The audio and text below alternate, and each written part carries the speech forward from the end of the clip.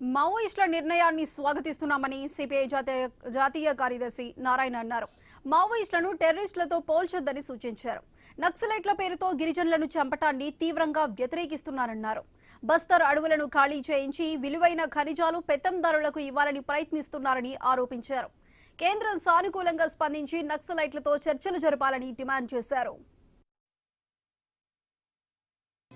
ఇప్పుడు మరి China, Korea, Russia కలిసిన తర్వాత కమ్యూనిస్టు ఇన్ఫ్లుయెన్స్ ఇంకా పెరుగుతూ ఉంది. అమెరికా ట్రంప్ భయపడిపోయి గందరగోళంగా వణుకుతున్నాడు. అందువల్ల నక్సలిజాన్ని నేను చంపలేదు. నక్సలైట్ల పేరుతోటి గిరిజనం చంపొచ్చు. గిరిజనం చంపడానికి భయపెట్టారు. చిత్తం శివుడి పైన చూపు ప్రసాదం పైనట్టుగా చూపించేదేమో నక్సలైట్ని, చంపేదేమో ట్రైబల్స్ని. ఎందుకంటే ట్రైబల్స్ ఖాళీ చేసిపోవాలి.